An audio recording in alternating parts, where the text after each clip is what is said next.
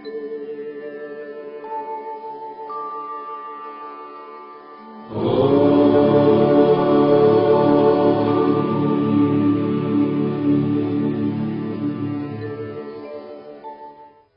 श्रीमद् भगवद गीता तब तक नहीं पढ़ी थी जब तक मुझे ये ज्ञान नहीं हुआ कि हम सब आत्माएं हैं और ये जिंदगी हम आत्माओं के लिए एक इम्तिहान है अपने अंदर से अपने सबसे अच्छे रूप को बाहर निकालने का। और भगवद गीता इस इम्तिहान को पास करने की एक अहम किताब। भगवद गीता के 18 अध्याय हैं और ये संस्कृत में परमात्मा द्वारा दी गई थी। समय के साथ संस्कृत भाषा रोजमर्रा की जिंदगी से निकल गई और ये ज्ञान मनुष्य से दूर हो गया। समय समय पर भगवद गीता के साधारण अक्षरों में अनुवाद किया गया। इसी कोशिश को आगे बढ़ाते हुए आने वाले 9 मिनटों में भगवद गीता के कुछ अहम हिस्सों को अपने गुरु के आशीर्वाद से एक आसान रूप में मैं अपने 7 बिलियन भाई बहनों के चरणों में समर्पित कर रहा हूं। ये ज्ञान परमात्मा ने भगवान कृष्ण के द्वारा सबसे बड़े धर्म युद्ध महाभारत की रणभूमि कुरुक्षेत्र में अर्जुन को कुछ 5000 साल पहले दिया। ये वो वक्त था जब धर्म का बार बार उल्लंघन हुआ, परमात्मा का डर मनुष्य से निकल गया। लालच की होड़ में भाई ने भाई को मारने की कोशिश की और यही नहीं, एक ब्याहता औरत को भरी सभा में अपने बड़ों के सामने अपमानित किया गया।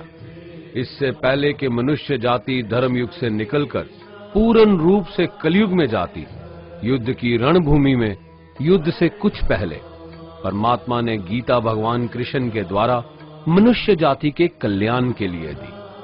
ऐसे ही जैसे कभी तुरा मोसेस को, गॉस्पेल जीसस को और कुरान प्रॉफिट मोहम्मद को दी। गीता, बाइबल, कुरान, तुरा, गुरु ग्रंथ साहिब परमात्मा द्वारा दी गई किताबें हैं जो किसी एक धर्म के लिए नहीं बल्कि पूरी मनुष्य जाति के लिए है, पूरी इंसानियत के लिए है, सब आत्माओं के लिए है।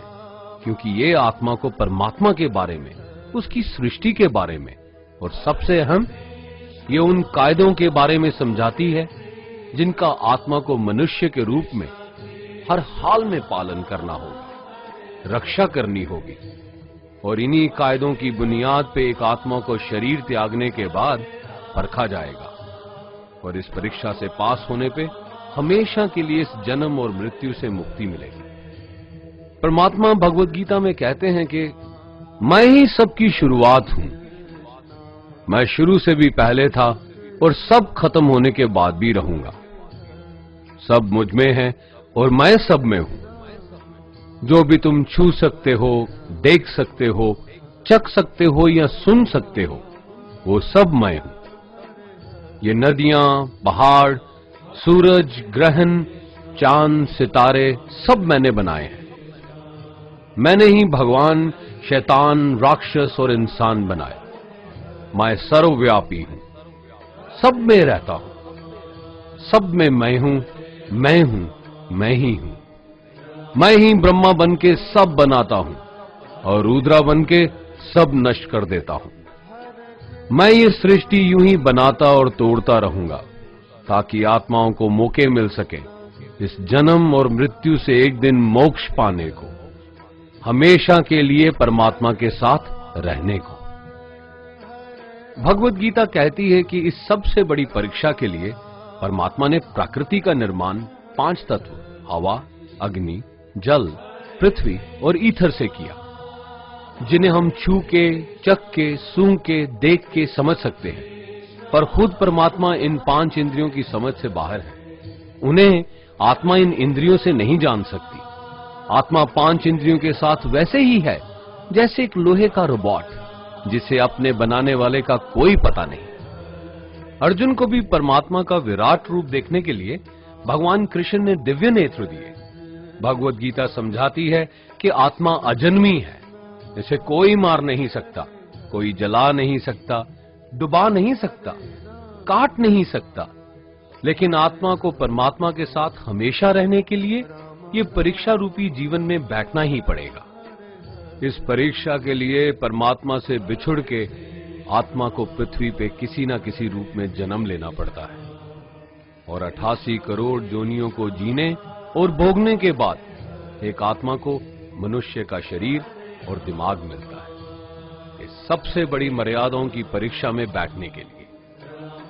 हर मनुष्य को इस पूरी परीक्षा के दौरान तरह तरह की अच्छी और बुरी भावनाओं के चक्रव्यूह में अपने ही भाई बहन या मित्रों के साथ डाला जाता है, जिसमें हर आत्मा को अपने अंदर के तामसिक और राजसिक अवगुणों से निकल के सात्विक जीवन में प्रवेश करने के मौके मिलते हैं। हमारे तामसिक गुण वो हैं जो हमारे अंदर हीन भावना पैदा करके हमें खुद को उदास और नुकसान पहुंचाते हैं, और हमारे राजसिक गुण हमें ईर्ष्यालु और लोभी बना के दूसरों के प्रति नुकसान पहुंचा सकते हैं। इस परीक्षा के दौरान हर आत्मा को तामसिक और राजसिक गुणों को खत्म करके अपने सात्विक गुणों से परिचित होना पड़ेगा।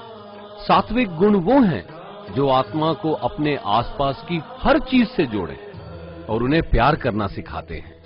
परीक्षा के दौरान हर आत्मा को जीवन के चारों स्तंभ धर्म, अर्थ, काम और मोक्ष का ज्ञान पाके ही मुक्ति मिलती है। यही वो द्वार है जिन्हें समझ के ही आत्मा परमात्मा को समझ सकती है। पहला द्वार धर्म का है और शेर इसका प्रतीक है। धर्म वही है जो गीता में लिखा हुआ है, वेदों में लिखा हुआ है, गुरु ग्रंथ साहिब, बाइबल या कुरान में लिखा है। धर्म वही है जो धारण किया हुआ है, जिसे आपका दिल मानता है, जैसे झूठ नहीं बोलना, चोरी नहीं करना, भगवान का निरादर नहीं करना, दूसरों को नुकसान नहीं देना, यही सब धर्म है। और हर आत्मा को अपने जीवन काल में हर समय धर्म का पालन करना होगा और उसकी रक्षा करनी होगी। दूसरा द्वार अर्थ का है और घोड़ा इसका प्रतीक है। हर आत्मा अपने हर जीवन काल में अपने पृथ्वी पे होने का अर्थ या मूल कारण समझेगी।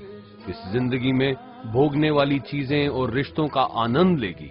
अच्छा बेटा या अच्छी बेटी, अच्छा भाई या अच्छी बहन, अच्छा पति या अच्छी पत्नी बनके हर दुनियावी रिश्ते पर खरी उतरेगी और इस परीक्षा को पास करेगी।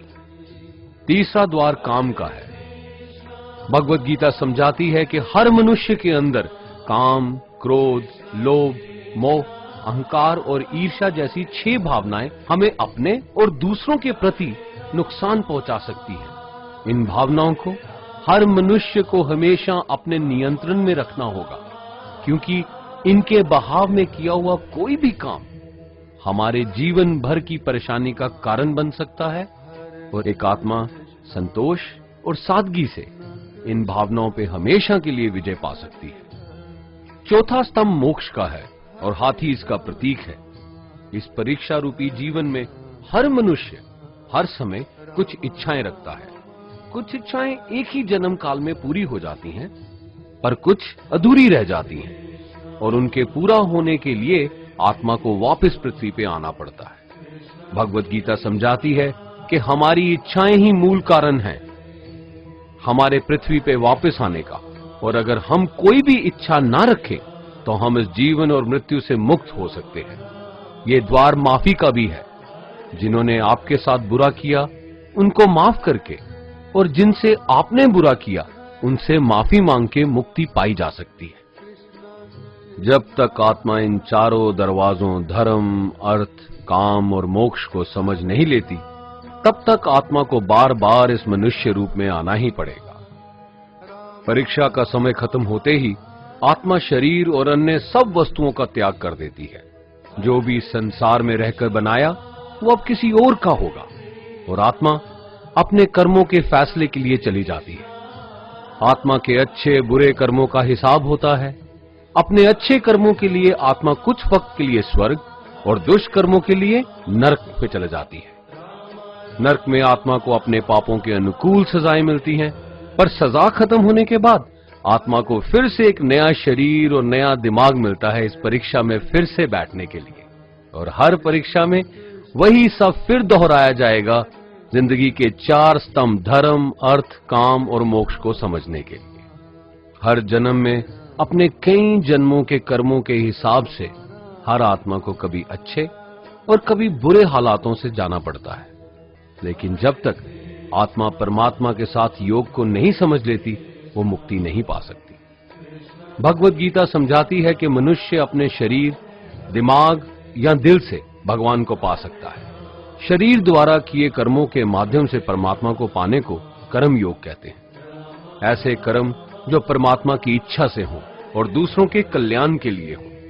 वाल्मीकि ने रामायण लिख के, श्रवण ने अपने माता पिता की सेवा और उन्हें चार धाम की यात्रा करवा के, मदर टेरेसा ने अपने प्यार और सेवा के माध्यम से, और मैडम क्यूरी ने वैज्ञानिक खोज में अपने जीवन का बलिदान देके अपने कर्मों द्वारा परमात्मा को पाया। भगवत गीता समझाती है कि एक आत्मा दिमाग से भी परमात्मा के साथ योग लगा सकती है। इसे राजा योग कहते हैं, क्योंकि दिमाग या मस्तिष्क सब इंद्रियों का राजा है। एक मनुष्य अपनी आस्था, सांस प्रणाली, आसन, अभ्यास, साधना और तपस्या से परमात्मा को इस योग के रास्ते पा लेता है। इस योग को समझने के लिए हमें अपने अंदर की एनर्जीज यानी चक्रा और कुंडलिनी को समझना पड़ेगा।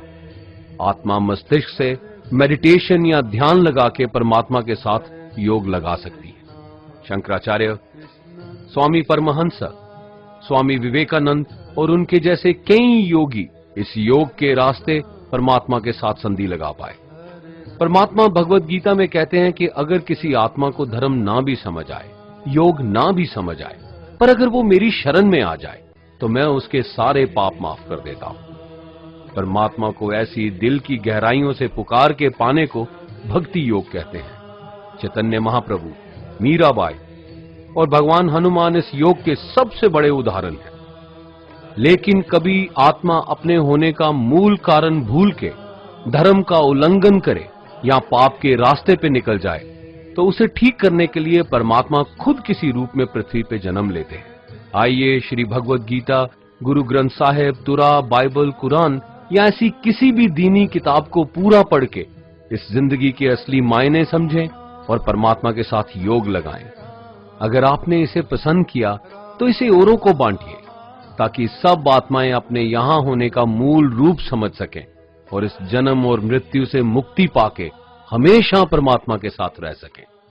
धन्यवाद।